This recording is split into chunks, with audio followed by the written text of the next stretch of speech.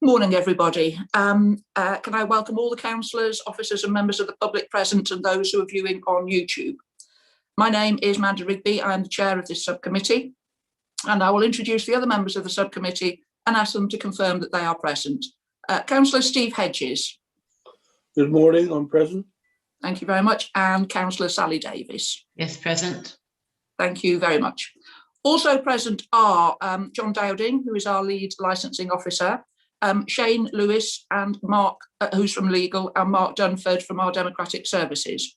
We do also have two more legal officers in attendance today, Anne-Marie Strong and Rebecca Jones. Can I just check with the other members of the committee that they are happy for these people to sit in because they're doing a kind of a shadowing process at the moment?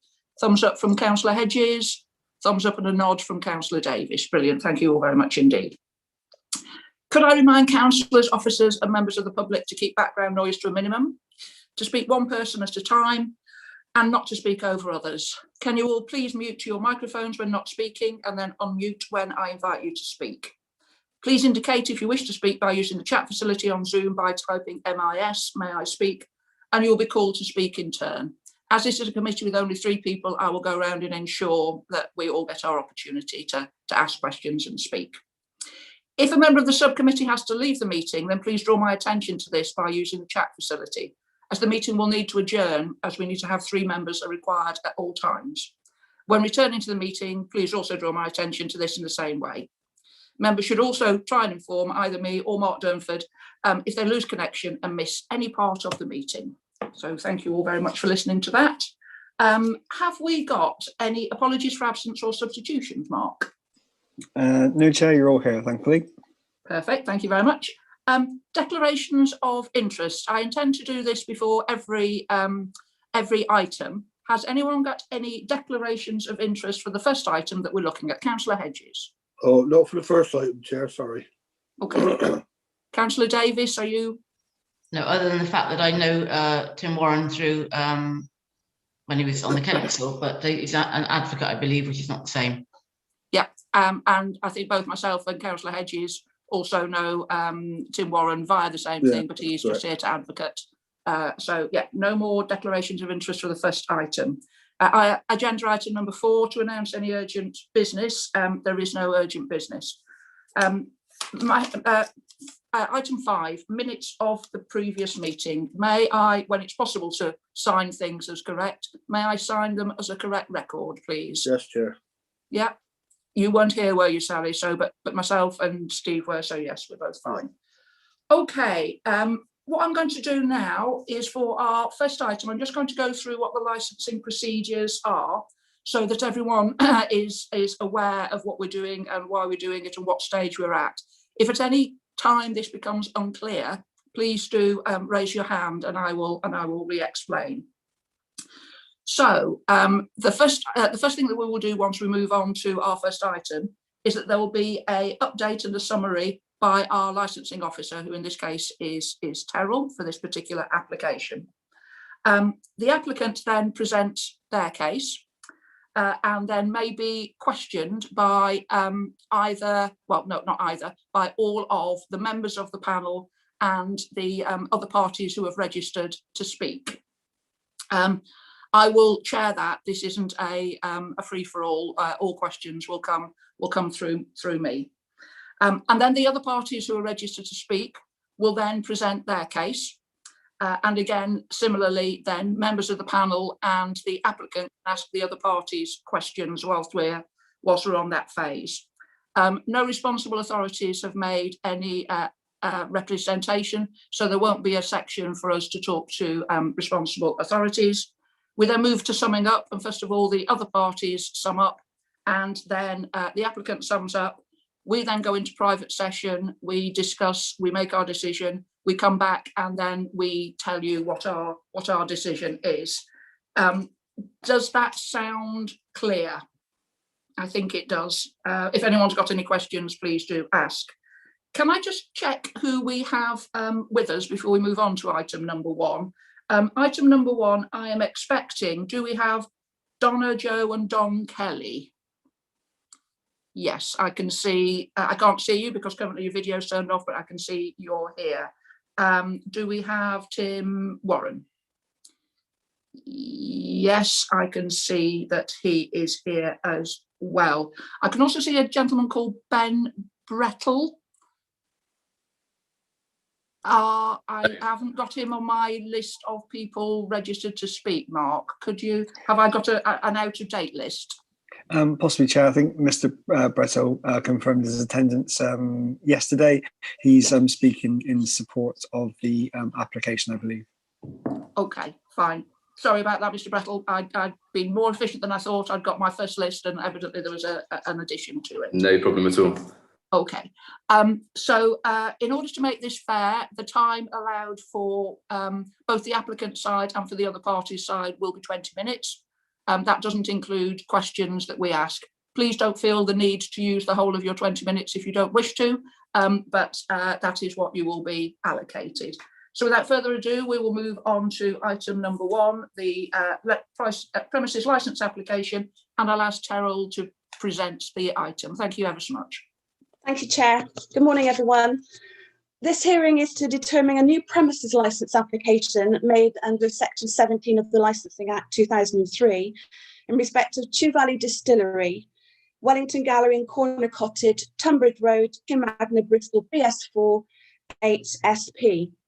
The application is seeking to authorise the sale of alcohol for consumption both on and off the premises, to provide traditional off-sales, orders placed remotely, and consumption on the premises by way of occasional tasting events and workshops, sampling and consumption within a distillery.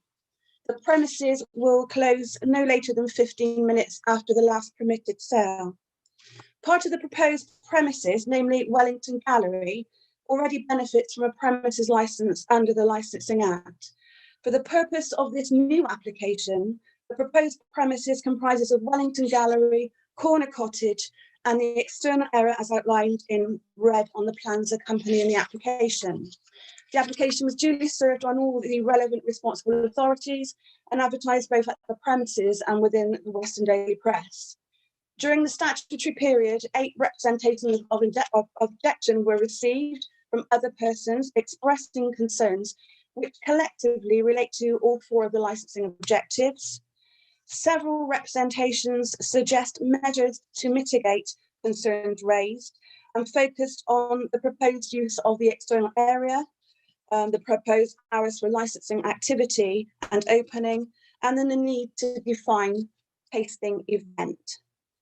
During the statutory period, 2 representations were received in support of the application, advising that the existing distillery is well run and not given to creating alcohol-based noise. In consideration of the price and nature of the drinks sold, the premises is unlikely to attract underage drinkers, and the applicants provide excellent staff training and have exacting and professional standards. No representations of objection were received from any of the responsible authorities during the statutory period. In response to the concerns raised within the representations, the applicant offered additional measures relating to the external areas. These measures were circulated to all parties in advance of the hearing. Please note that comments questioning the legitimacy of the current licence during a pandemic are not relevant to this hearing. Similarly, issues relating to parking, public health, and the number of outlets for alcohol already in the area are not matters for the committee either. As representations of objection have been received, the committee is asked to determine the application. Thank you very much, Terrell. Yes, I was also going to advise both sides, both the applicants and the other parties, that in the time that they have available, this time is to be used to amplify what they've already submitted. It is not to try and introduce new evidence at this stage. And it should also be focused very clearly on the licensing objectives, because whether the other points they make are generally valid or not valid, this committee is here to determine things based on the licensing objectives and the licensing objectives alone, and will not take into account anything that doesn't directly impact on those. All that having been said, I don't know how you want to arrange your time, but there is now 20 minutes for the applicants. I suppose I'll hand over to the Kelly family first, and then maybe if you've got Mr. Brettle to support you, you can share the time between you. So over to you. Hi guys. Something that we've not experienced or done before. So firstly, I'd like to apologise in advance if I stumble or if I look like I'm reading from a script. Basically, we're a family-run business in the heart of Chew Valley. We've been Chew Valley residents in excess of 46 years, and for Joe, his whole life. I've had a hair salon previous, which Chew Valley Distillery has now become the home of. Our business model comprises of distilling an award-winning, worldwide award-winning gin, production or stocking of artisan products of small local producers, i.e. beers, wines, spirits, confectionery. And once the restrictions are lifted and we can allow people to get together again and socialise, we will endeavour to operate gin classes with production of small batches to taste and learn what we love to do. Our first year has been super successful. In regard of supplying other traders and public, our award-winning gins, and we can barely keep up with the demand. So when the next door neighbours relocated and left Corner Cottage empty, we couldn't really quite believe it and just thought, well, there's an opportunity to expand without having to remove our Chew Valley logo from the village. I would say personally it's quite rare for a premises to come up that could be linked. They have been linked in the past and they have been retail properties in the past. We simply intend to run the business exactly the same as we have done to date, with a slightly larger premises would be amazing, and the hours requested are no different to the license that we currently hold.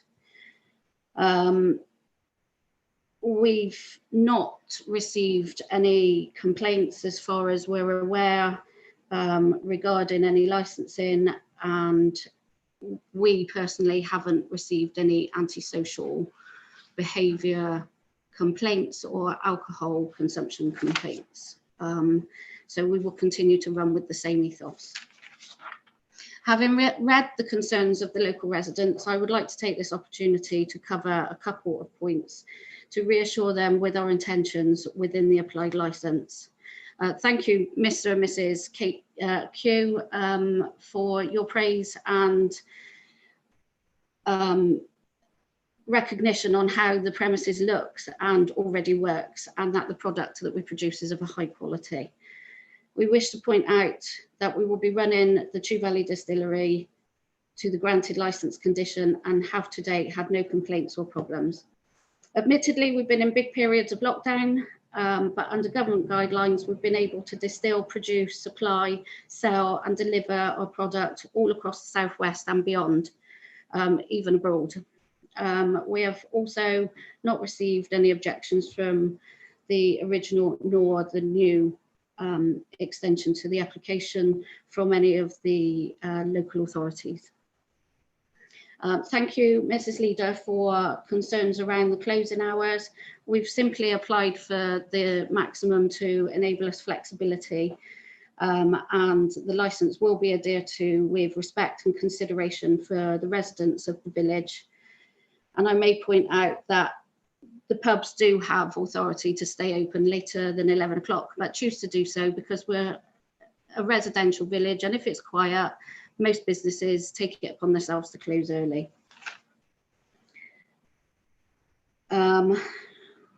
We choose to go above and beyond the legal challenge age of 18. We already practice the challenge 21, which we feel is correct due to the high standard of product that we produce. It's not bargain booze, so we don't feel that we need to, we won't be attracting the age limit that don't have the monies to spend on a high-end product.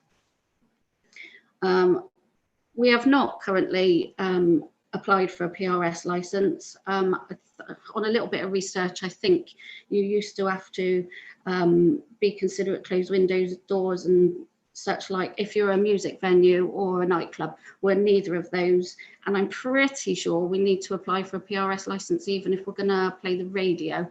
So just something to consider. Our definition of a tasting event will vary from client to client because lots of packages will be tailor designed, whether it's a corporate or a friends getting together. From my experience, generally, and as we would wish to go forward, as a guideline, I would say that all the details would be recorded, all made accessible to whom it may concern. And having been to a gin tasting previously, you have a set time to turn up. There's an allocated amount of people. You taste your gin. Some workshops, you just simply taste a variation of gins, and on others you can distill and create your own product, bespoke. And then within your set time, so let's say on average it's probably about a 2.5 to 3 hour class. So it's run as a class, so it's kind of educational as opposed to a free-for-all drinking session. All the options would be set to times and records would be kept. People would be unable to join randomly.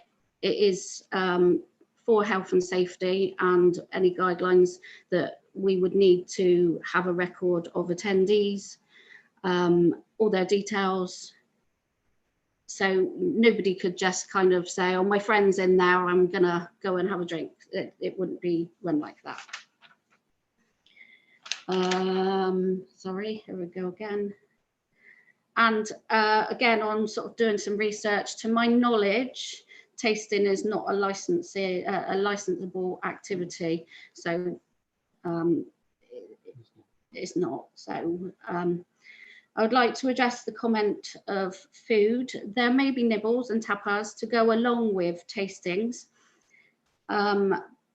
They mainly be cold, and again, I don't think it's something we really need to address that much because it would only be an issue if we were selling from 11 p.m. to 5 a.m. I don't see that being a problem.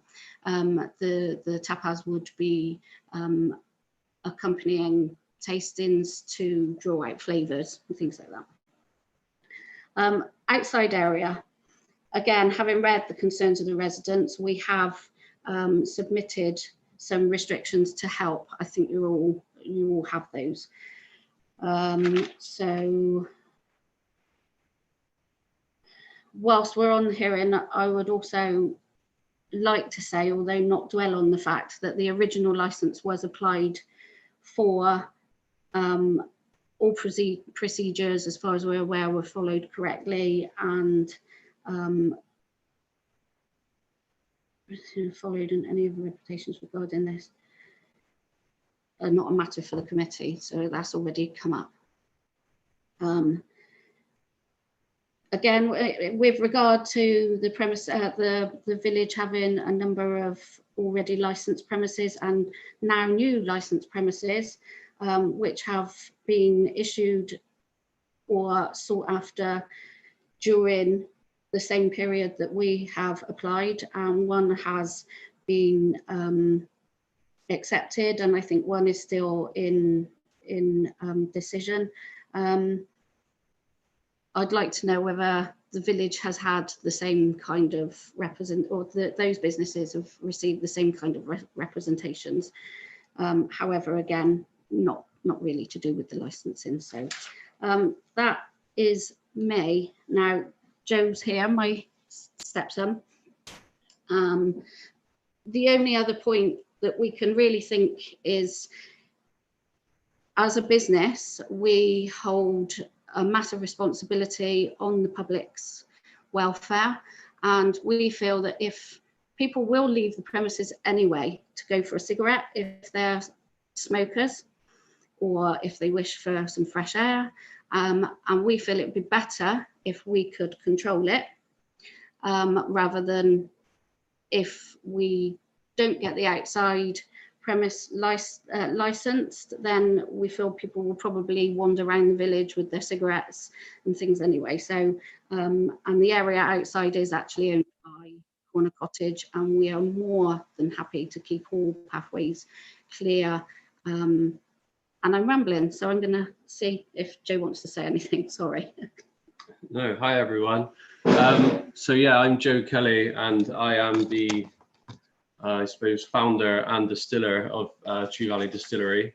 I think basically, without going over what Donna's just said, the year, just over a year we've had to build the business that we have during a pandemic has just been, even by our standards, is incredible. But talking to industry experts, what we've achieved in the time frame and with the space that we've got is absolutely incredible. As Donna said, we're in a world award-winning gin now, which is also pretty out of this world, and that will bring people to the village. So we've done everything we think we can with the space we've got. Like Donna said, for the place next door to come up, which used to be the same property, so it's still got the entrance way behind ours still into that property. For that to come up and for us not to grab it with both hands would be pretty scandalous.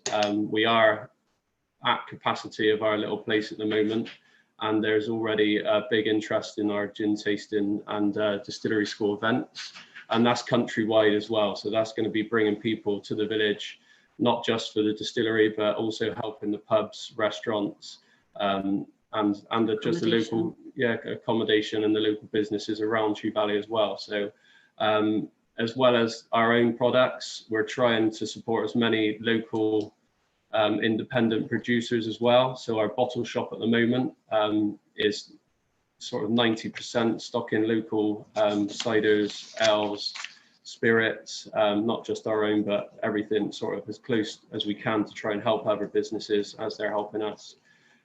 So yeah, with everything that we've done, I mean, I'm a personal license holder. I'm very proud to be. I go to markets and try to sell our products as well as other products.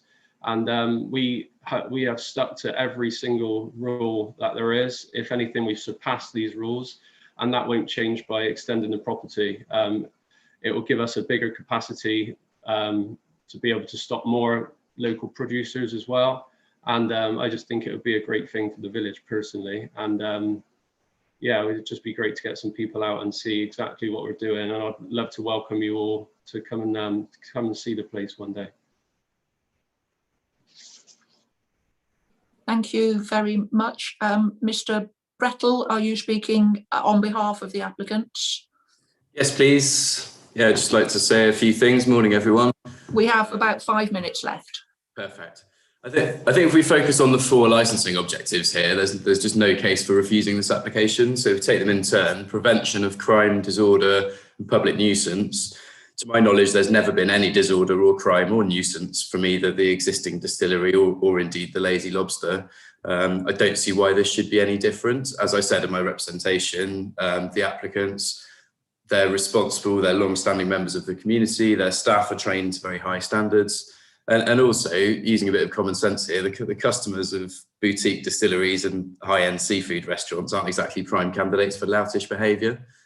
And I've certainly never seen any in the time that I've been in Chew Magna. So yeah, I don't really see how that's a problem. Turning to public safety, again, just can't see how this application affects public safety. The objections mostly cite traffic and visibility as problems, but I haven't seen any highways assessment to back this up. So, you know, it's a matter of opinion, but without a proper assessment, I don't see how we can use that as an objection. And the photos that have been submitted, whilst they're lovely, they only serve to show that a tractor once drove past the premises, presumably without any mishap whatsoever. So again, just don't really see how that's relevant. The traffic has to stop at that part of the road anyway, because it's so narrow. So actually it's quite a safe bit of the road in my view.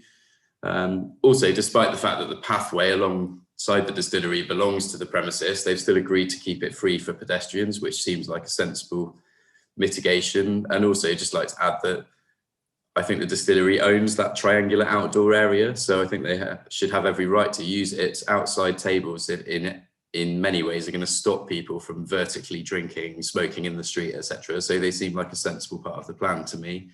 And also the mitigations are sensible in terms of the timeframes for closing the outdoor seating at 9 p.m, etc. So I think that's all in order. And finally, protection of children from harm. I've never seen an underage drinker in either the distillery or the Lazy Lobster, though in the latter business I have seen the staff sensibly and politely challenge customers in their 20s to prove their age. So I've got every confidence that that would continue. And in my experience, underage drinkers don't really have either the taste or the budget for £40 a gin, £40 a bottle gin. They'd be far more likely to try their luck in the Pelly or try and buy some cans from the co-op. So I just don't see how underage drinking is going to be furthered by this application. I think to sum up, sorry if I've gone on a bit too long, but in my view, people are using these 4 criteria as a cover for basically saying they don't want this next to their house. Many of them would be happy to use a business like this if it was next to someone else's house, and indeed some of the representations actually say that. People have chosen to live right in the centre of a busy village, right next to a busy road, right next to 2 busy pubs. Businesses have always existed in these places. That's why the village centre is the village centres, because that's where the pubs are, that's where the businesses are. If you want total quiet, don't live in the centre of a busy village. So yeah, to my mind, the objections are a classic case of not in my backyard. And just, you know, that isn't a good enough reason to reject the application. If you go to those 4 criteria, there's absolutely no reason this shouldn't pass. That's me. Thank you Thanks very for much. listening. Your timing is spot on. I am looking at my list of registered speakers, and I think I've got a couple of people here who aren't on it. So apologies again if there was an updated list sent that I didn't get. I'm looking at Mark's list that he sent yesterday. I'm not seeing Angus and Anne Hughes. Are they now registered to speak before we go to questions? Chair, I believe they just wanted to be in the meeting to Fine. see it. And as far as I'm aware, it's Tim Warren who'll be speaking on their behalf. Okay, and I'm seeing Karen Warrington waving at us. Is she also registered to speak? Yes, sorry. Yes, Karen is speaking on behalf of the Parish Council.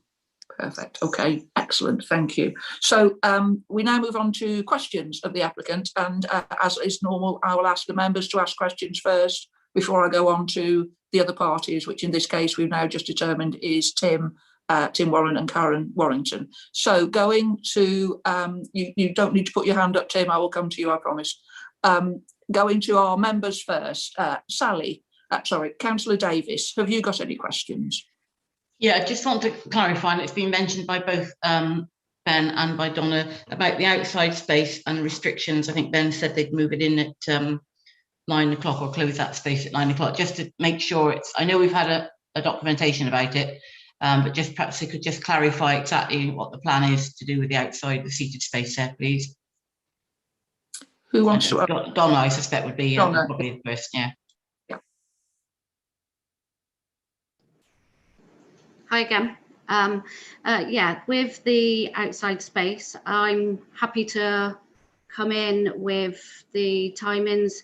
To be fair, once it's dark, people aren't going to sit outside in the cold. It'd be packed away so that passers-by couldn't use it as just a park bench or somewhere else to sit.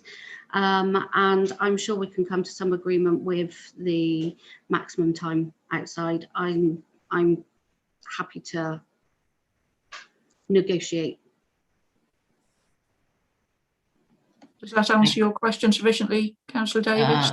I think so, because we can always ask things if we want to later when we come back. So I think that's probably clarified it for the moment. Thank you. Okay, thank you. Councillor Hedges. Thank you, Chair. Yeah, outside space again, I'm afraid. I appreciate that you're going to change what you stated you were going to do for the outdoor space. But my concerns are people sitting on the railings when they're having a drink, especially if you've got quite a few in. Maybe you could put signs up saying no sitting on the railings. That'd be one thing. And my other thought was maybe you could actually, if you're going to have a passageway for our pedestrians, you could rope off the seating area so it's separate to the path. It's just you don't. I mean, it's nothing to do with a license fee. It's just a suggestion. Something that we've already thought of and would be tastefully done, and the railing that is closest to the road that I believe you're speaking about, I thought we could just put some sort of low level obstruction so that people couldn't actually put their bum on the railing. Okay, thanks. I'm going to add, I've got a couple of questions. I'm going to now ask a follow-up really to what Councillor Hedges was saying. Obviously, we're just determining the licence application as we got in front of us, and we can obviously condition it were we to want to. Rather than sort of having a protracted negotiation about what this means, would you be willing to offer up a time at which you'd say that you would clear the outside area?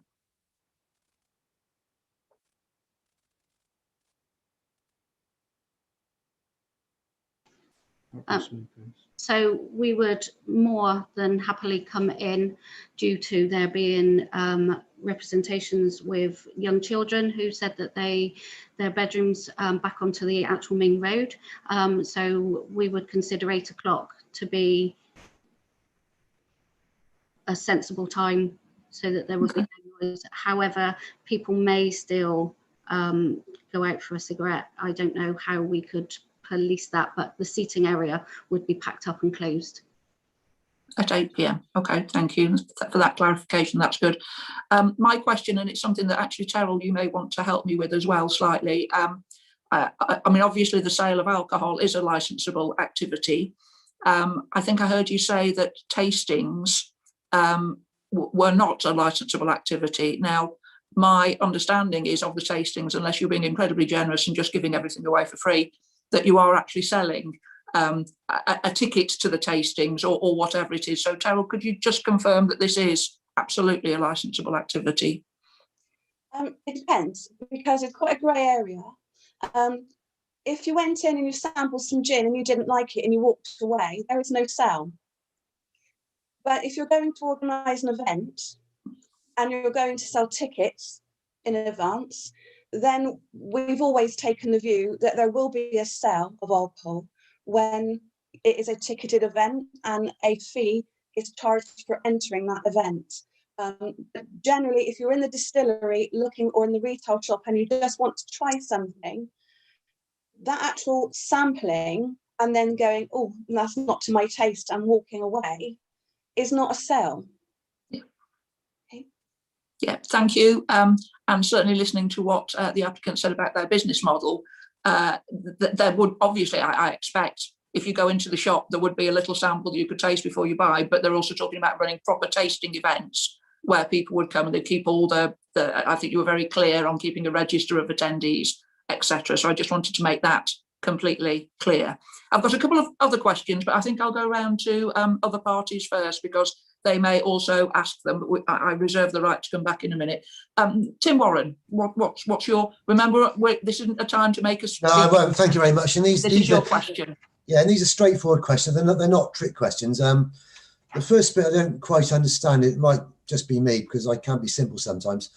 Point 3.4 in the report, is the 6th point down, mentions that you intend to have 28 people to attend the pre-booked events. And also later on, you say your business model is based on 28 people for tasting events, which I get that. Then in Annex 2, you say in respect of pre-booked tasting events, the size of groups shall not exceed 10 at any one time. I don't quite understand the anomaly between 28 and 10. And I've just got one more after, if I may, Chair. Thank you. Well, shall we ask that one first, and then we'll come back. Yeah, could you explain what appears to be an anomaly? You're on mute at the moment. Oh, there you go. Sorry. I will have to go back through it, but I know the original property that we're in at the moment was the 10 people. And then we're looking at the capacity when we go into the obviously the larger property, we'll be able to welcome the higher number as a capacity. So at the moment, the capacity is 10 for booked events, which we're hoping to, when we can have the extra capacity, it will go up to the 28. Oh, okay, sorry, can I just ask a follow-up, and I will come back to you, Tim. So I'm on our page 52. So pre-booked tasting events and workshops shall not exceed. So what you're saying is that is a current condition for your operating schedule, but were you to get the additional space, you would be upping that to 28. Is that what we're saying? Yeah. Okay, and I understand. Thank you, Tim. Sorry, Mr. Warren. Your second question. Yeah, Tim's fine, thank you. The second one, it might be a bit, thank you for that one. I understand that now, it's probably just a misprint. The second one, again, it might be being a bit simple. Just going on to the outside area, I just read that you don't intend using it for tasting events. I just wonder what the intentions are to use it, if not for the tasting events. It would just be an outside space, so just somewhere for people to go outside where they're at the moment, in between sessions, so we're not overlapping people, but people can come in. There's no reason they can't go out there and sit and have a gin and tonic while the sun comes around. But it won't be a gin tasting outside. There's no way we could run a gin tasting next to that road. Okay, Councillor Warrington. No further questions at the moment. Thank you, Chair.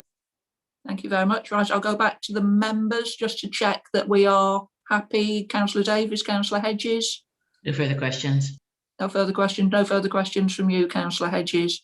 Tim asked the question that I had got in mind, so I don't have any further questions either. So I think we draw this section to a close, and now we move on to the representations from the other parties, which again, just so that everyone's clear what we're doing, they will have 20 minutes and should concentrate on amplifying what's already been put in as opposed to introducing anything new, and on the licensing objectives.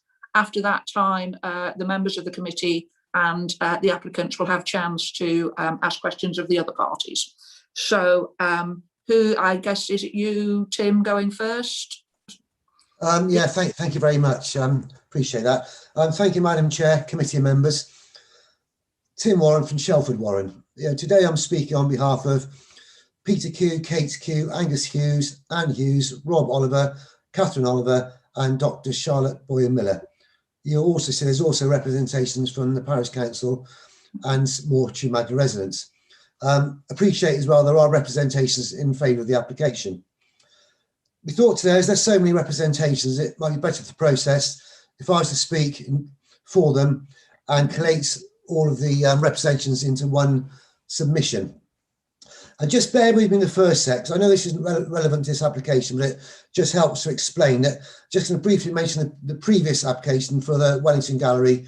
This went through with no comments because the neighbouring residents, they weren't aware the application had been submitted. And I know it's legally done, we appreciate that, but just wanted to say exactly why. And I know there's no issues, it's just with the lockdown, they weren't aware of it. Otherwise, they probably would have mentioned the opening hours. But going back to the present day now, before I annoy you too much, Madam Chairman, as you'll have read, not all the residents are against this application per se. And I don't think any of them are, and it's not a witch hunt, and I can assure they're not being NIMBYs. Some, they admire the entrepreneurial spirit of the applicants, as do I. I've been to the Nation Lobster myself and had a very, very good meal. But there are certain parts of the application that will cause problems and do go against the licensing objectives of the 2003 Licensing Act.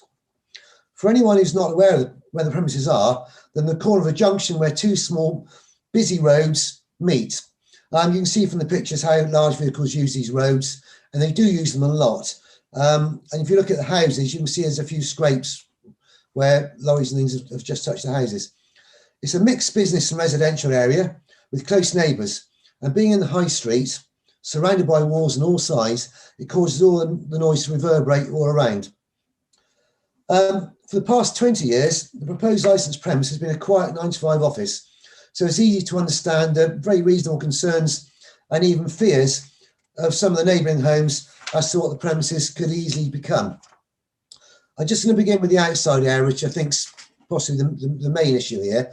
It's a small pavement next door to a narrow, busy road. One side has a scaffold bar type of railing between it and the road, whilst the other, and I appreciate you've taken the tables and chairs away from that, which I think is the right thing to do, and thank you very much. The height of that is just about 1.3 metres above the road, so that's not an inconsiderable drop, the 1.3 metres. It is a B road. It's used as a link between the A37 and the A38, so it's constantly busy. Constant flow of farm traffic, which you've seen in the pictures. There's a gap in the railings, which is used as a crossing point, and I thank the applicants for agreeing not to block this, because I think that was a big issue. So thank you for that. Otherwise, pedestrians would have been forced into the road, a lot of these being children. I also note and appreciate, as to the residents, the applicants have reduced the application to 2 tables in the outside area. However, how many customers these tables will seat is an unknown. The application for these tables is not to be used for tasting events, but there's nothing to stop a fairly large group of customers walking into the premise, buying a few bottles from the off sales and sitting down and drinking them outside. These tables can become very crowded and cause quite a disturbance. The close proximity to a narrow, busy road and the supply of alcohol is not a good mix. The proposed seating area is surrounded by the railing, but is this railing a safety feature or a danger, as there's not much between them and the road?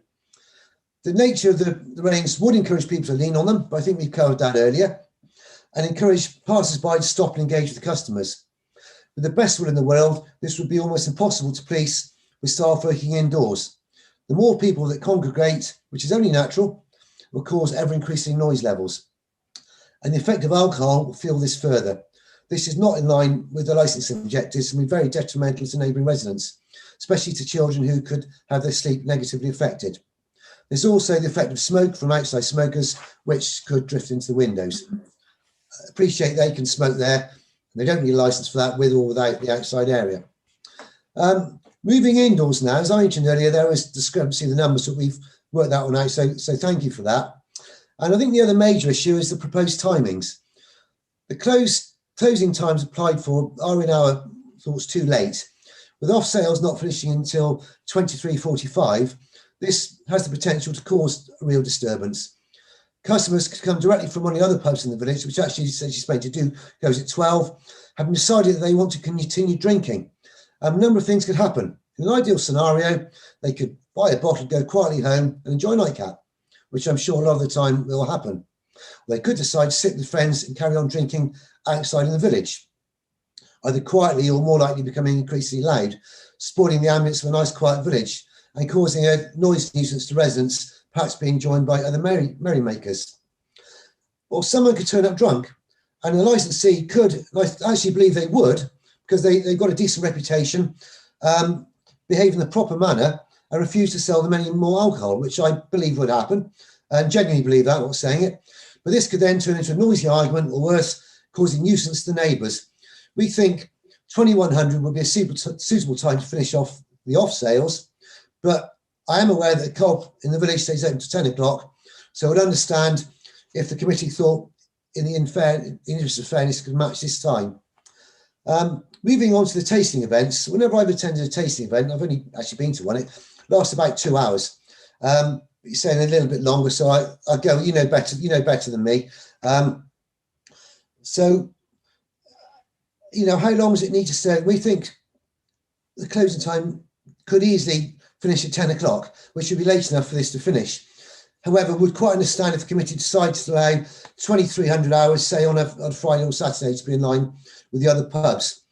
Anything later than that could potentially cause the same problems that explained over off sales. People could leave one of the other pubs or restaurants in the village, try to carry on drinking, thinking that the gin bar was a fully fledged drinking establishment.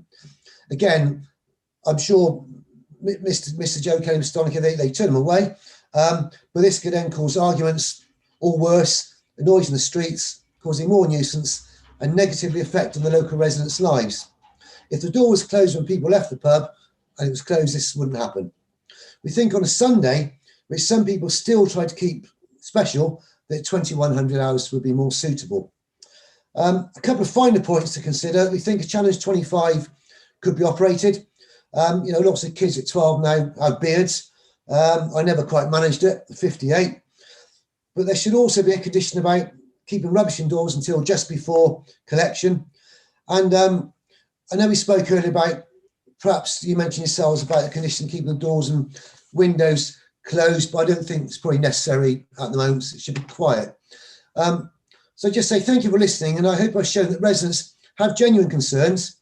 It's not a witch hunt, it's not a NIMBY, but are very prepared to work with the applicant. With a few changes, I believe the business could become a success, an even bigger success, I should say, and fit well into the neighbourhood. But if the application were permitted as it was, I think it caused problems across all of the licensing aims and objectives, and could potentially be a matter of time before it does come back for a review. Nobody wants this to happen. Everybody wants a successful business.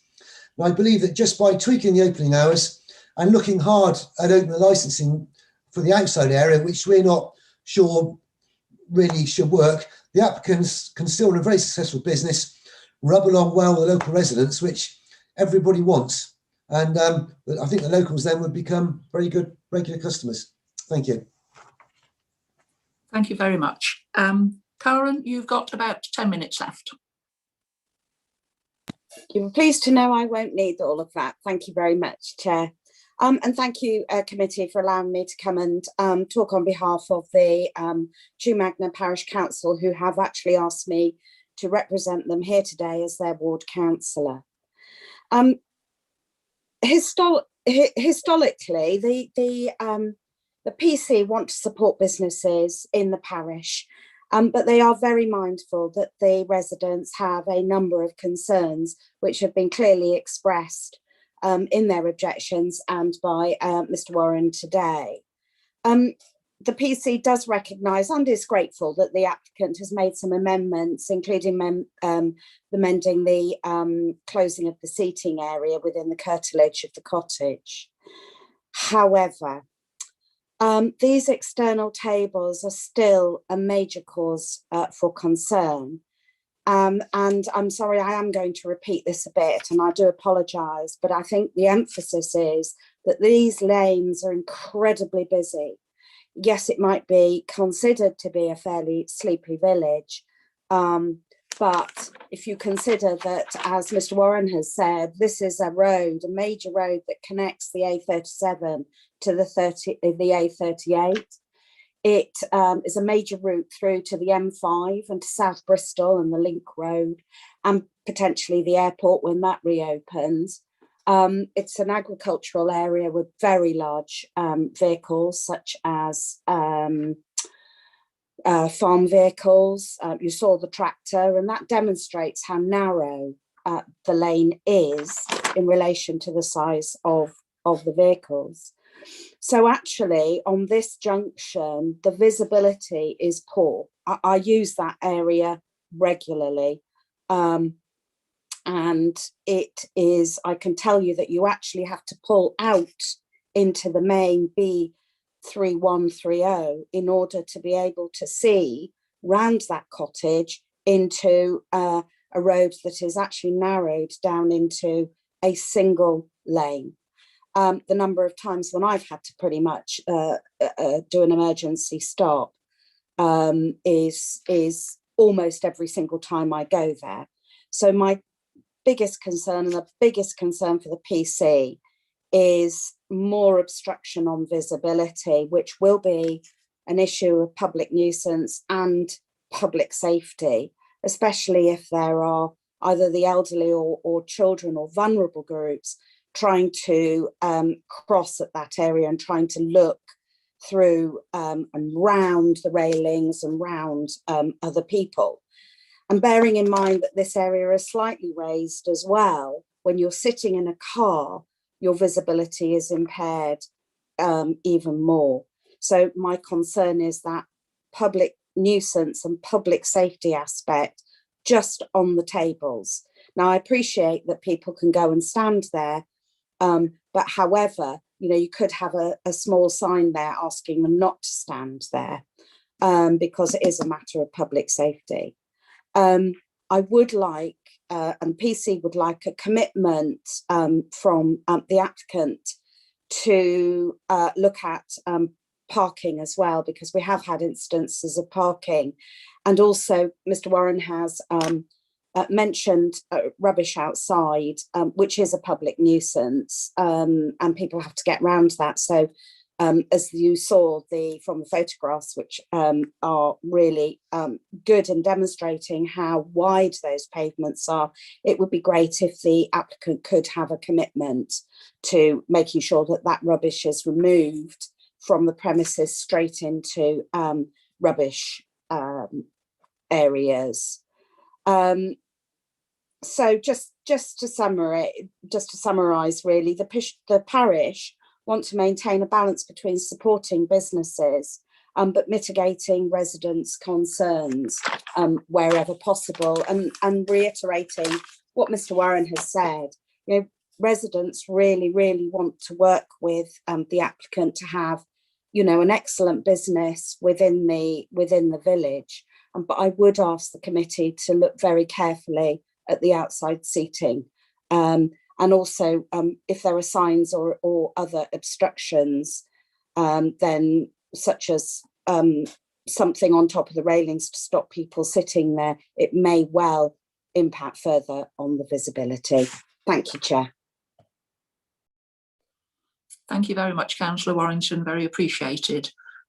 We're moving on to questions. I think I will go with Councillor Davis first this time. Councillor Davis. First last time as well. No, because some of the points that raised have been raised already. I'm just thinking about the outside door space, and I do that junction because I use it when I go to the airport myself.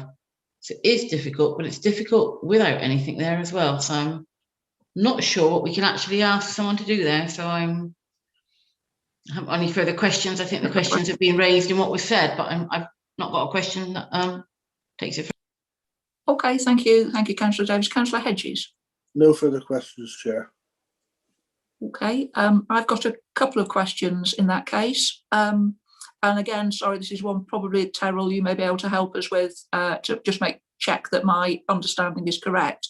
Mr. Warren was saying that there would be nothing to stop people from buying a bottle late at night as an off sale and then going and sitting on the chairs and tables outside and carrying on drinking, and obviously was expressing that could be, I think he was using the public nuisance element of the licensing objectives for that. If this is part of the licensing of the curtilage of the license, I don't believe you can do that, because off sales you have to take off the curtilage of the license in order to be able to drink them. So can you just confirm to all of us, so that we're all of the same understanding, that even if people weren't serving actual drinks there, they couldn't be buying off sales and in effect drinking them on premises, because that part would be still on premises. Is that correct, or is there another quirk to this, Terrell, that we need to be aware of?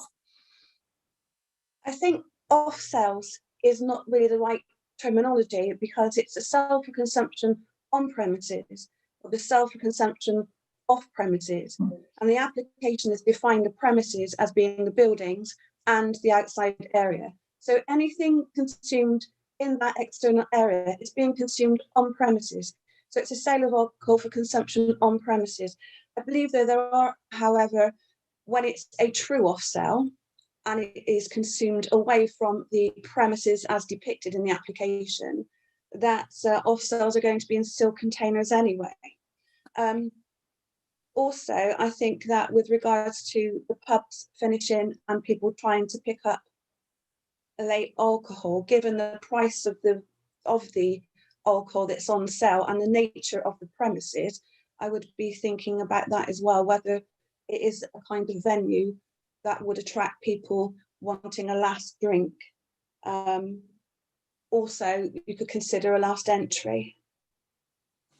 Okay, thanks, Terrell. So my direct question to Tim and to Karen, or Councillor Warrington and Mr. Warren, whichever one's happy with. is it is around the times, really. It was around the timing. So from what you were saying, I heard that I think the phrases you were used, you know, you'd be happy with what you'd be happier with 9 o'clock, but would go to 10 o'clock on weekdays, would be happy with 10 o'clock, would go to 11. As you both know, licensing is a very permissive regime, and we give a license in the absence of evidence to prove that by granting that license, one of the objectives would be harmed. Can you give us a little bit more info on why you think it would be proportionate to cut back the hours, and what evidence you're basing that on? So what evidence can you give that the final hour or the final couple of hours would be the thing that would then harm the licensing objectives of public nuisance or public safety, as opposed to what's currently being applied for? Because I'm struggling to understand what suddenly happens at that tip point that makes you think that it's acceptable to a certain time, and what evidence there would be that after that time it would be unacceptable. So shall I jump in here, Karen? Yeah, Tim's quite good for me as well. It's just one of those things. When the other pubs close at 11, and I believe they have license, but they choose to close at 11. It's just that point there when people are on the street, and I genuinely, I say, I don't think that the Kellys will serve them, but there's people who are quite wealthy in Chew Magna. There are areas of deprivation as well, but the few people are quite wealthy, and they will walk out the pub and they've still got 50 quid in their pocket. Now, I wasn't necessarily thinking earlier they'd go and sit down at the outside tables because they'll be gone already. But they can try and, I think the issue will be they'll try and get in the drink. Joe will probably turn away and say, look, you're drunk enough, we don't want you. That's what could cause. Again, you can't prove anything because it hasn't happened yet, because it hasn't opened yet, which is the issue with licensing, as we know. But I think what we're trying to do today, which I'm saying is summing up, I can do it now and it'll save me doing the summing up, is that I think everybody probably wants an easy life here. The Kellys want it to run properly, and they're very capable of running it properly, and they will. But what they don't want is people in the streets trying to force their way in late at night, shouting and screaming to get in for more drink, which they're not going to sell them anyway. So I think that's my one issue, which I don't think will happen before 11 o'clock because there's still being other licensed premises. But after 11 o'clock, when they come out, that's when they could potentially be looking to force their ways in. Karen, have you got anything to add to that answer? No, I don't. I don't have clear evidence, but I have been told that the current premises that we're not discussing here, people do go to that one, but I don't have clear evidence. That's really verbal, third hand. Thank you very much. Now I'm moving to the applicants. It's your turn to ask questions of the other parties. So can I call you Donna and Joe? Is that okay? Donna and Joe, and can I call you Ben? Thanks. Okay, Donna and Joe, I'll go to you first. Have you got any questions for the applicant, for the other parties? Don't really have any questions, but just to offer up something else. Someone recently just brought up about parking. I'd like to say that Chew Magna is one of the largest villages around the Chew Valley area, and probably the only one with a public car park, of which we would more than happily put all over our website for anybody who's attending any events to use the public car park, which is made available in our local village. No further questions. Thank you very much. Ben, have you got any questions to the other parties? No, nothing from me, thank you. Okay, I'll just check again. Having heard all that, Councillor Hedges, Councillor Davis, any further questions? No. Okay, so we are now moving to summing up, which everyone gets 5 minutes to do. And just to make clear that we've not had any, I think we've said it before, we haven't had any input from the responsible authorities. So we don't have anything from the police or fire or highways to look at right now. So the way that this goes is other parties, i.e. Tim and Karen, you sum up first. in 5 minutes. I know Tim said you've more or less done it, but is there any last thing you want to say for 5 minutes before we listen to the applicants and then we go and deliberate? Yeah, thanks. This should be literally 1 minute. It's not a witch hunt, as I said before. It's not NIMBYs, and everybody wants to work this together. And I think the outside area causes more harm than good, and it could cause problems for the applicants as well. So, you know, long term, I think for ease of this application could go through without the outside area and just tweak the hours a little bit. I think everybody's then quite happy and wishes the applicants very well. Thank you. Thank you. Karen? Yeah, the outside area is the issue, and really it is about the visibility. It is a very, very difficult junction, and anything that obstructs that will impact even more on public safety and public nuisance, because, you know, people will just have an issue with that. And apart from that, I know that the PC wish the business well and they want thriving businesses in the village. Thank you very much. So 5 minutes now to be shared between Joe, Donna and Ben to do their summing up.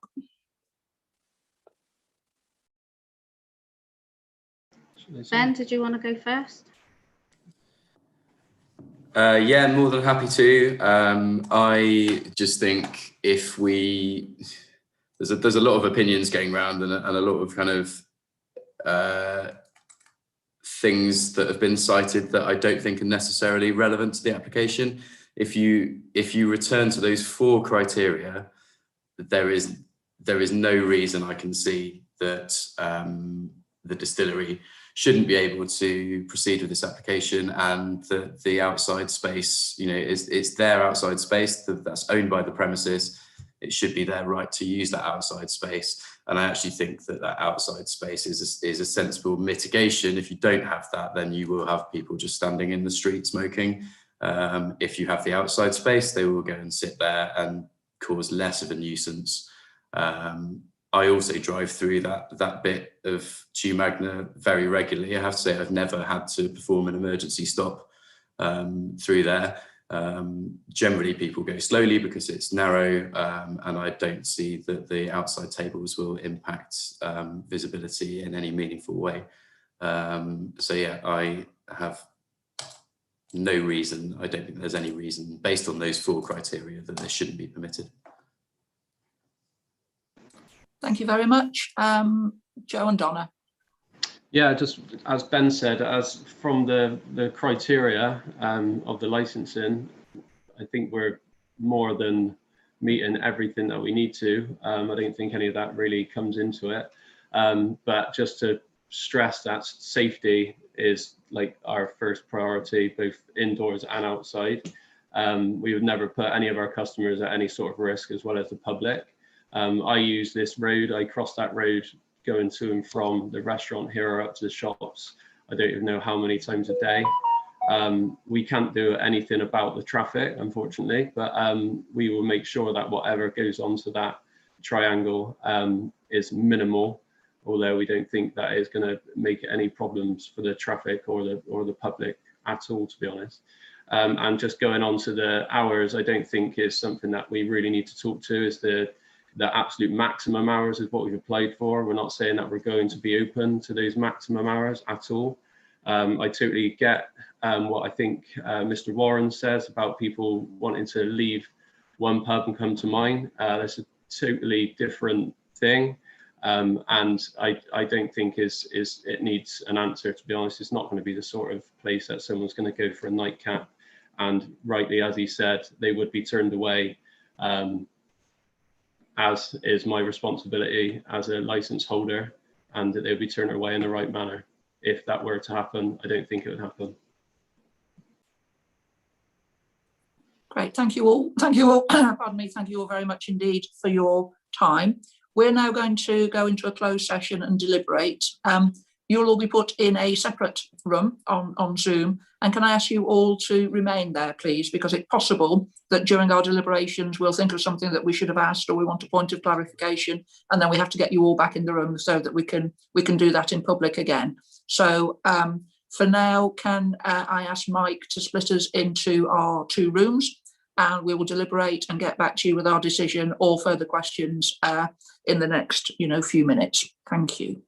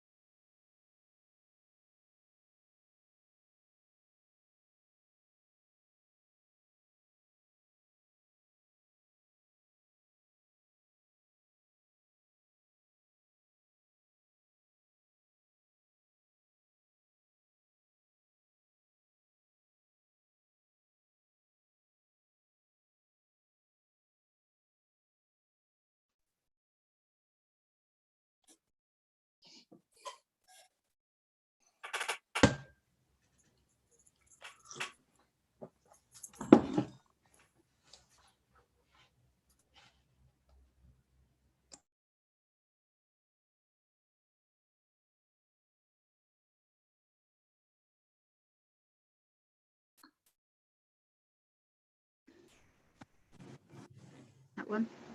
Yeah. Can you confirm, Mike, that we have got everyone back in the room? That's correct, Chair. Thank you. Thank you very much. The decision of the committee is to grant the licence as applied for, and our legal officer is going to read out our reasons why. Thank you, Chair. Before I start, there's no need to take a note because you'll get a decision notice, but this is the formal decision. Members have determined an application for a new premises licence at Tunbridge Road, Chewmagna. In doing so, they've taken into consideration the Licensing Act, statutory guidance, the Council's policy, Human Rights Act and case law. Members are aware that the proper approach under the Act is to be reluctant to regulate in the absence of evidence and must only do what is appropriate and proportionate in the promotion of the licensing objectives on the information before them. Members reminded themselves that each application must be considered on its merits. The applicant stated this application is for a new premises licence adjoining their existing distillery. It was for the same hours as existing, which is run without issue. The applicant stated it is a family-run distillery hoping to expand on the back of their success and award-winning gins.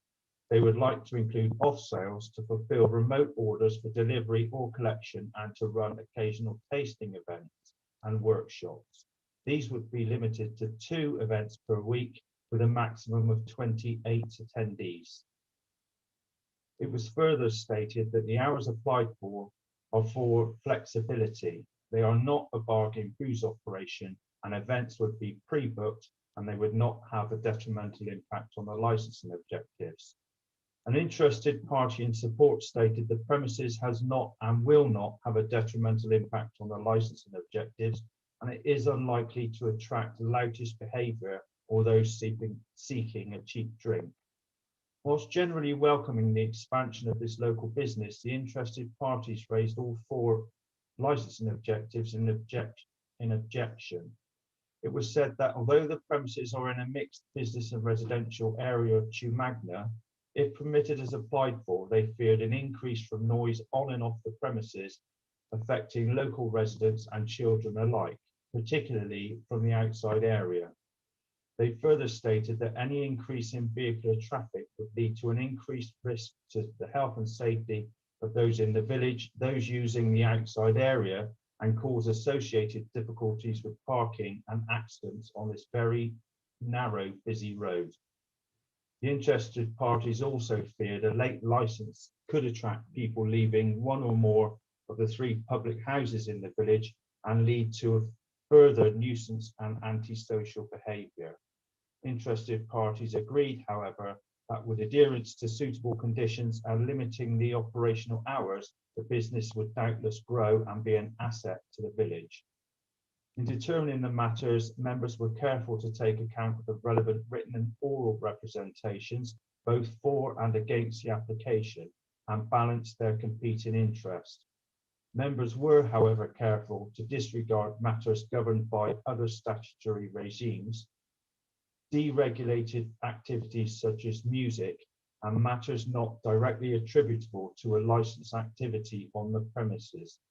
For example, traffic risks, noise and parking, the protection of children from harm not on the premises, fire escape and capacity, business model and need, mental health, planning, and the existence of any public rights of way.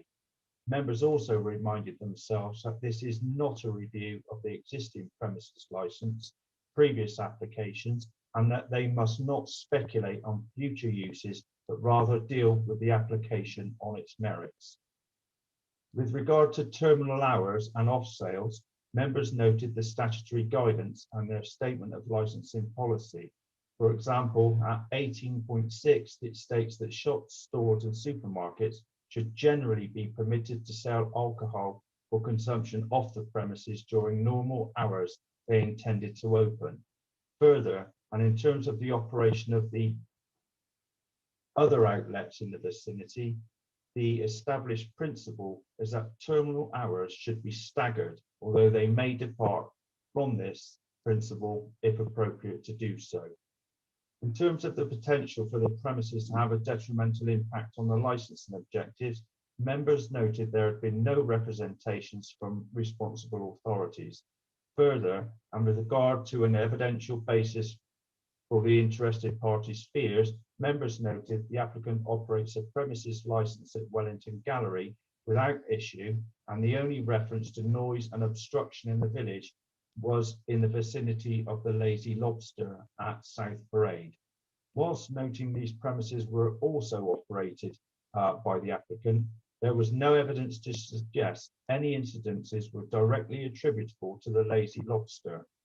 Whilst members had sympathy with the interested parties' legitimate concerns, there was, however, no information linking incidences of nuisance or antisocial behaviour to the premises operated by the applicant, and nothing to suggest the application would prove problematic. Accordingly, as members had not been presented with any evidence upon which to base a reasonable belief that these premises would have a detrimental impact or grounds to depart from policy, the application is granted as applied for with the additional conditions offered by the applicant within the additional information. Members did not, however, consider it appropriate or proportionate to condition the outside area. Authority is therefore delegated to the licensing officer to issue the license with conditions consistent with the operating schedule and those offered by the applicant contained in the additional information submitted for this hearing. Thank you, Chair. Thank you very much, and thank you for everyone who came. And it is fair to say that we certainly took on board very much what other parties were saying, and we hope that you don't feel that you weren't listened to. And as you said, I believe at least one of you, were this not to work, you can always come back and ask for a review. And we would encourage the applicant to do some of the things that we couldn't condition because they weren't necessarily part of the licensing objectives. As an example, things like making sure the website directed people to use the public car park, necessary signage, and the hours that you have been granted are the maximum hours. They aren't necessarily what you would have to use all the time. So were you to find via experience that actually bringing everything in at 8 o'clock served well, unless it was a particularly hot, sunny day, then please do so, because the last thing any of us want is for us all to be back here in the not too distant future because this has all gone badly wrong. So best of wishes with your, I was going to say new venture, but with your expanded venture.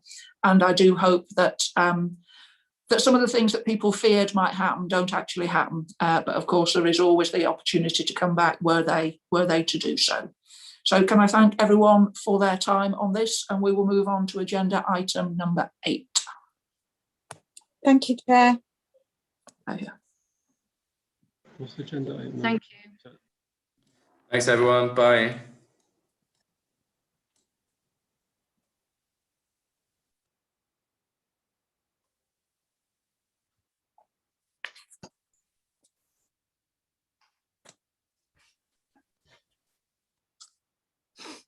Can I just check who we have here? Do we have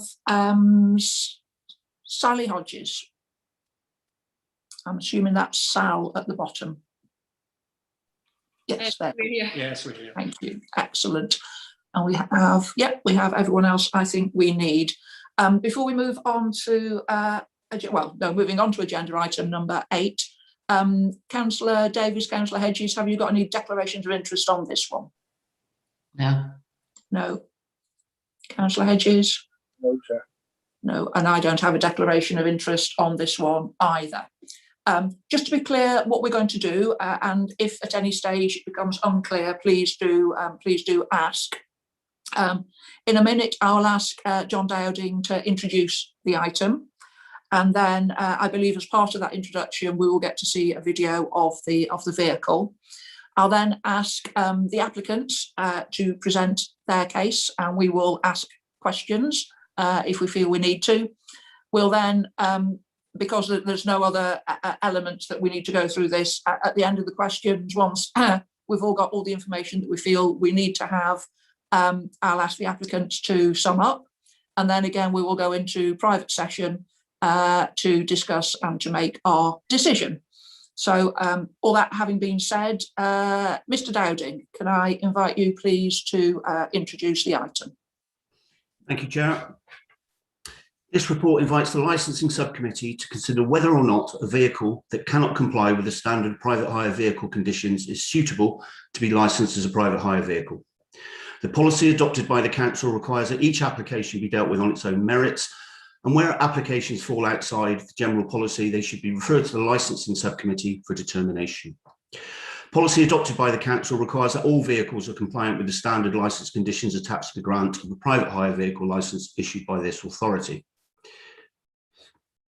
The applicant applied for the grant of a private hire vehicle licence on the 21st of March 2021, and a copy of the application form is produced for you at Annex A. The application is for a convertible Mini Cooper, which was first registered on the 1st of March 2018, and at the time of the application, the vehicle was 3 years old.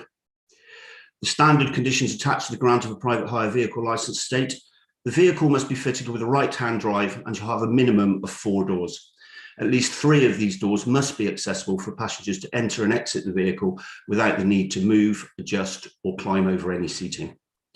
The vehicle is fitted with 2 doors, and whilst the vehicle is a convertible model, in the event of an accident when the roof is not retracted, any passengers in the rear would not have an accessible egress from the vehicle.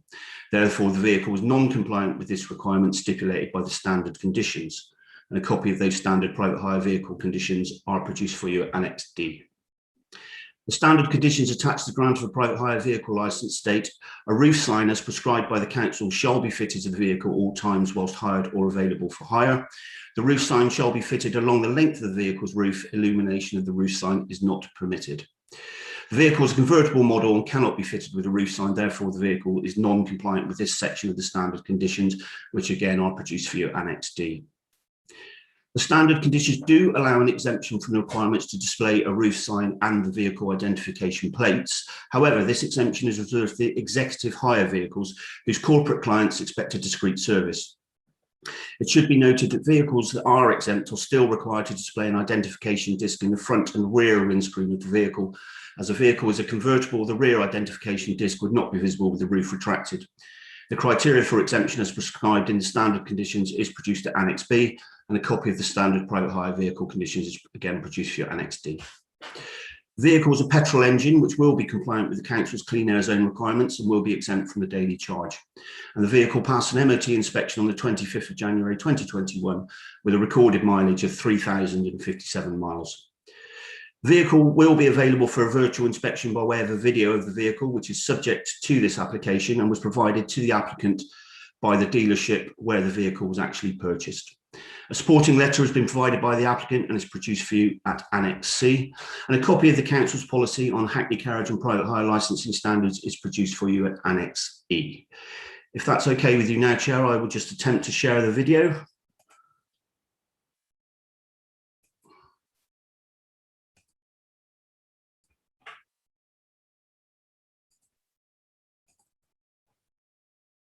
I will now begin.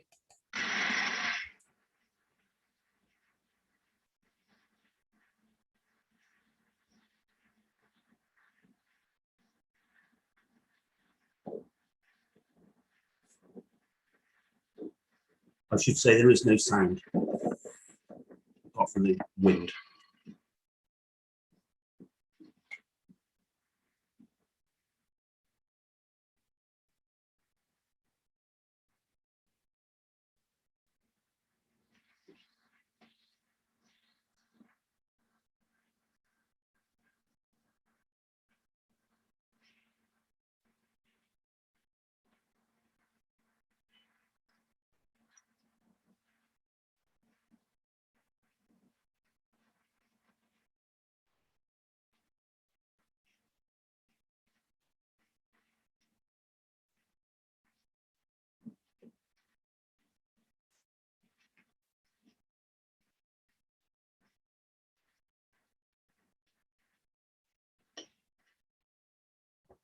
Thank you, Chair. That concludes the video, unless you'd like to see it again.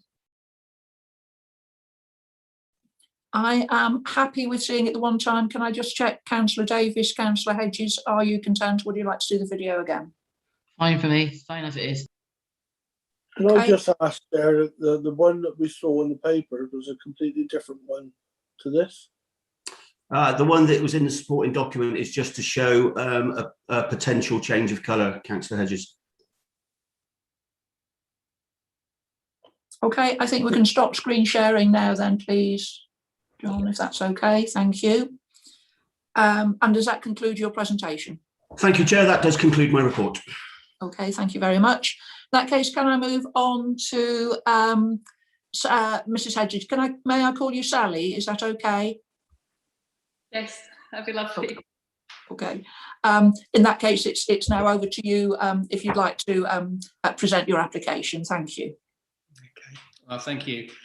I'm Dan Hedges, my wife Sally Hedges, and we are directors of Scarpa Tours. And just want to say thank you for the meeting today, and a particular thank you to Mr. John Dowding, who's given us very clear, concise guidance on this process so far. But just a bit of a background about our business, first of all. So we launched Scarpa Tours in 2003, and up until this point, we've run larger vehicles, small coaches, minibuses, and for that reason, we've fallen under the guidance of the operator's licence. And we do have an exemplary record, no penalties, no accidents, because of our thorough maintenance programme, and also the fact that we don't run vehicles very old. They've always passed the MOT on their first occasion.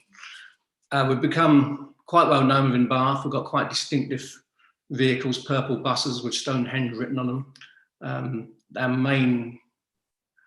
Our main tour is a Stonehenge tour, which we've been running for nearly 20 years.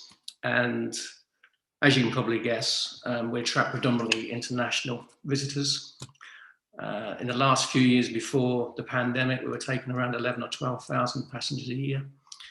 And we're very hopeful that part of our business will return, but we're also realistic it may not be anytime soon. So like many people in the travel tourism sector, we're looking at new ways to diverse, new ways to approach what we do, and new ways really to attract domestic travel, because that's going to be very key to our survival. So our vision, our idea is to run small bespoke sightseeing tours, open air tours, using the iconic Mini around Bath and its immediate surroundings.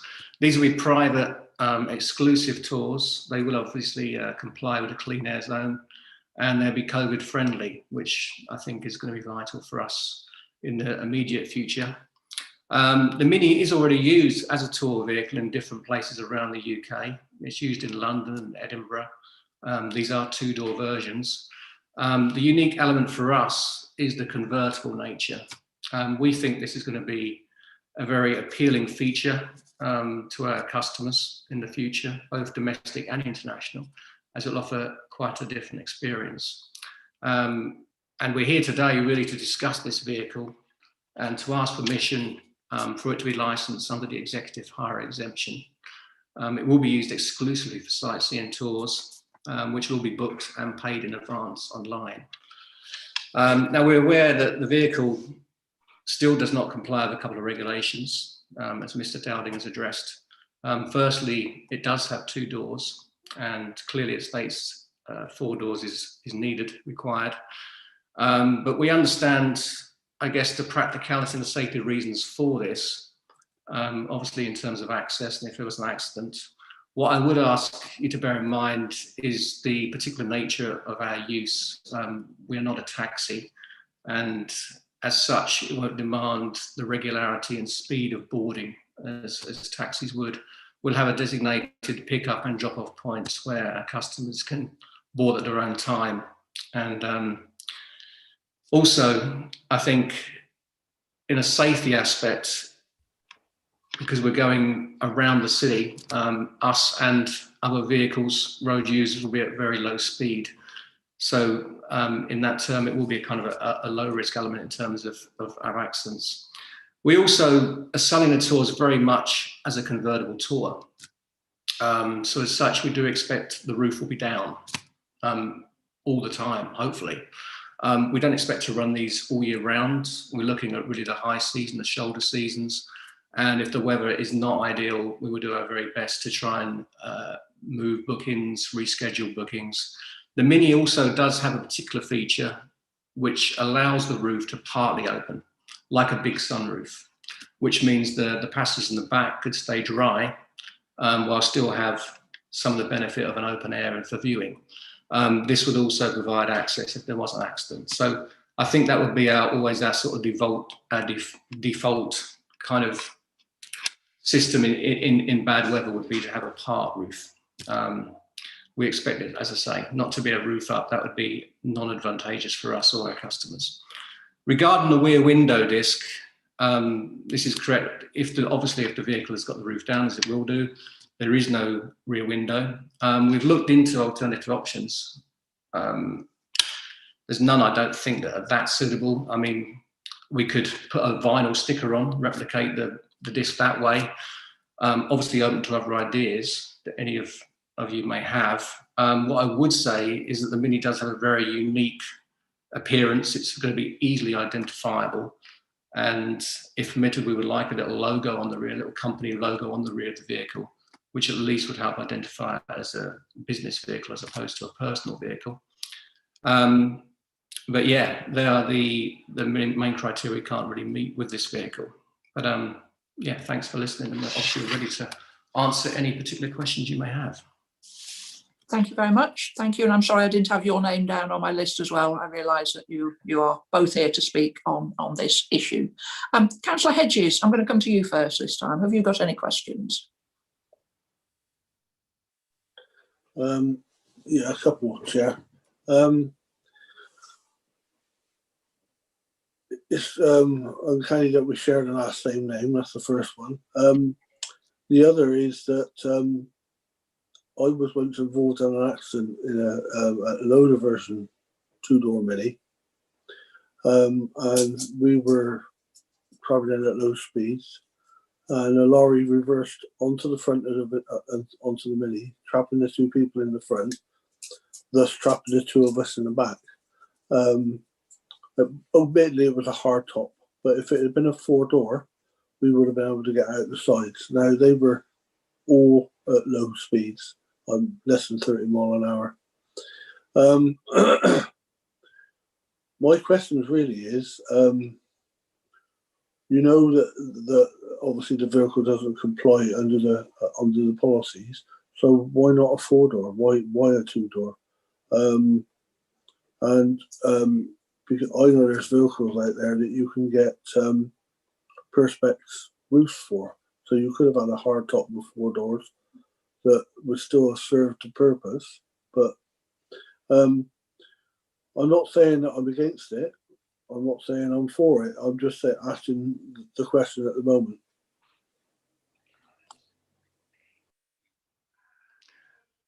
Well, I think really for us, the main feature was the convertible element. And we're very aware that bus travel may be very different in the future. And we're looking really for something that offered an open air alternative. So I think that was the real key. And all convertibles, as far as we know, as far as we looked into, were 2-door, certainly the ones that were available to us in the UK. So that's the main reason. That's the main reason for, but the convertible nature obviously will give access. It will give access, unlike what you had in an accident, unfortunately. But you know, there will be instant access through the top. Does that answer your question, Steve? Yeah, okay. Councillor Sally. Yeah, no, I got no other questions, I'm afraid. Okay. Okay, I've just got a quick question. So looking at the video, which was very helpful, so thank you for providing that. In terms of, I'm trying to think about, and you don't want to think about the worst case scenario, but our job is, you know, around public protection and making sure that their safety is paramount above all things. If there were a sort of a front-on collision, the exit from the rear, I guess, would be over the top of, it's not really a boot, is it? But you know what I mean, that sort of out the bit where the roof will have been collapsed and people will have to try and get out that way. That will be there will be no side exit at all for anyone if the front doors are in any way incapable of being used. Is that correct? Yeah, that is correct. Yeah, if the front doors were compromised, yes, Okay. you would have to come. You would just up and climb out. over. Yeah. Well, as long as you're not injured. I Yeah, mean, there may be an element of that. And you also mentioned that you thought that you knew that minis had been used in other cities. To the best of your knowledge, and this may also be a question that I'm going to direct at John later. To the best of your knowledge, are these 2-door and convertible as well? No, they're just 2 doors. They don't have the convertible element. Right. Okay, but they're not 4-door. No. Okay. In fact, the ones in London are the old style Mini, which is a very small Mini. So yeah. Yes, I think I know the ones you mean. The ones that sometimes have the Union Jack painted. Yeah. All over. The real old ones, which are very small and definitely 2-door. Yeah. Okay. John, are you aware in your work with the rest of the taxi trade throughout the country if there are any 2-door convertible minis licensed anywhere? I'm not aware. I am aware of the small older style minis that are used in London for the tours, but I'm not aware of any that have been licensed elsewhere, Chair. Thank you. Okay, thank you. Those are my questions. I'm going to look at the members again to see if anything else has occurred. No. In that case, can I just give you, if there's anything else you want to say, can I give you kind of a further 5 minutes just to sort of sum up what are the things you want to leave us with before we go into private session to discuss and make a decision? I think the only thing that we would really say is that if it wasn't for coronavirus, we wouldn't be here. We would be running the business, and coronavirus has changed absolutely everything, and particularly for transport and for tourism. And everybody is having to adapt and change quickly. Bath has always had a history of being really forward thinking and having really excellent, unique ideas, particularly in tourism. Since we've started the company, there's been rickshaw taxis and trike tours and horse and carts. There's been all sorts of things, and we think we sort of fit into that tradition, and we think it's something that could be really exciting. It would help rebuild the business, and we think it would be really successful and would work towards getting Bath back on the map as a tourist destination domestically. Thank you. Thank you for your time.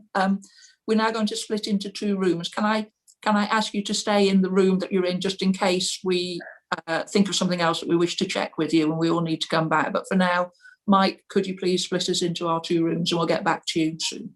Okay, thank you.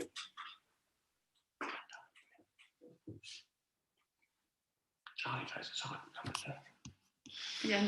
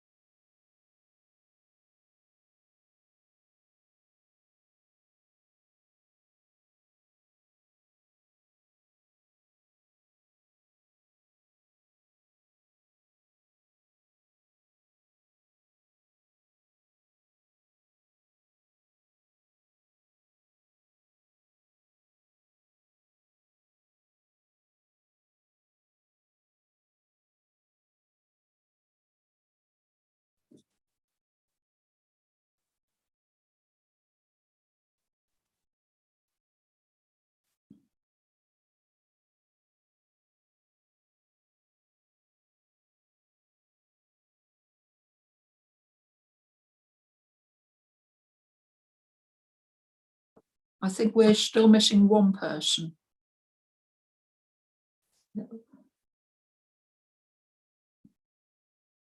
Can you confirm to me, Mike, that we're all back together now? Yes, you are, Chair. Thank you very much. It is with regret that we have decided to decline this application, and our lawyer is going to read out our reasons why. Thank you, Chair. Members have had to determine an application for a private hire vehicle licence. In doing so, they took account of the Local Government Miscellaneous Provisions Act, Human Rights Act, the Council's policy, and the applicant's written and oral representations. Members also had the benefit of a virtual inspection of the vehicle. The applicant stated the nature of its business and stated that it has an operator's licence to run large buses and minibuses and have done so without incident or accident. They now wish to run smaller bespoke tours and use the iconic Mini to do so, as do others throughout the UK. It was accepted, however, that the vehicle does not meet the standards of the Council's standard conditions. In terms of safety, it was stated that whilst the vehicle is two-door, the vehicle would not be used for multiple pick-up and drop-off, but rather be used for convertible low-speed tours. Accordingly, as a two-door, emergency exit would not be an issue. In determining the matter, members reminded themselves that they must be satisfied that the vehicle is suitable in type, size and design for use as a private hire vehicle and, furthermore, safe and comfortable. Members approached the application on its merits and noted, in terms of the policy covering colour, luggage, plates, roof signs, and the requirement for 4 doors, that they may depart from the policy with good reason. Nevertheless, members were clear in that the primary duty is the protection of the public and that the policy is in place to serve that very purpose. Having had the benefit of the virtual inspection, members were disappointed to note that there was no demonstration of how rear-seated passengers would get in or out of the vehicle. They noted, however, that the intended exit route for rear-seated passengers in emergency would necessarily be over the collapsed front seats, through the front doors, or in extreme circumstances, through the roof space, over the side or rear of the vehicle. Accordingly, members found that without rear doors, there is a risk that rear-seated passengers' exit route could be blocked in the event of a loss of control and/or collision with other vehicles, structures, or road furniture. Moreover, that there is a risk that rear-seated passengers may not be able to exit through the side or rear roof for any number of personal or incident-related reasons. In all the circumstances, therefore, and whilst noting the vehicle will not be used as a job in private hire vehicles, members are not against the convertible aspect of the application, but do not find good reason to depart from the requirement to have 4 doors. Therefore, they do not find the vehicle suitable in type, size and design to be licensed, and the application is therefore refused. Thank you, Chair. Thank you very much. We do wish you all the best with the new business, and we understand that this is going to be a disappointment. We said very clearly the convertible element and not being able to display the sign on the top would not in and of itself be enough for us to turn this down, but we were concerned about the 2-door element, not the 4-door element. There will be, in the not too distant future, we will be reviewing policies because we always do, and at that stage you'll be very welcome to put in representations that may say that because things have changed because of coronavirus, we need to review what the policy is. But I'm afraid we couldn't find a good reason to depart from our policy on this particular instance, because our first priority has always got to be public safety. So I am sorry. We do wish you all the best with rebuilding your business and hoping to rebuild Bath. And thank you for your time today. Thank you. Thank you for your time. Thank you. We will move on to agenda item 9. Have we got? We need Mr. McIntyre back.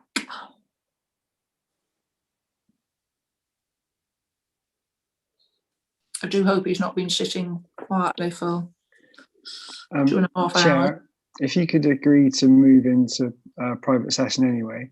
Can I do that without him being present? Well, you sort of need to. We shouldn't be actually sort of mentioning him anyway. We haven't got a number for him. He hasn't given me contact details, and I'm not sure that he's actually still in the waiting room. So we might have to ask John to try and find a number for him. But if we can agree to move into private session, Well, I'll move to the conclusion then now. Okay. Yeah. Agenda item number 9. Can I ask the subcommittee to consider passing the following? Subcommittee, having been satisfied that the public interest would be better served by not disclosing relevant information in accordance with the provisions of section 100A(4) of the Local Government Act 1972, resolves that the public shall be excluded from the meeting for the following items of business, and that the reporting of the meeting be prevented under section 100A(5)(a) because of the likely disclosure of exempt information as defined in paragraphs 1 and 2 of part 1 of schedule 12A of the Act as amended. Is that acceptable to the members of the committee? Yeah. Yes.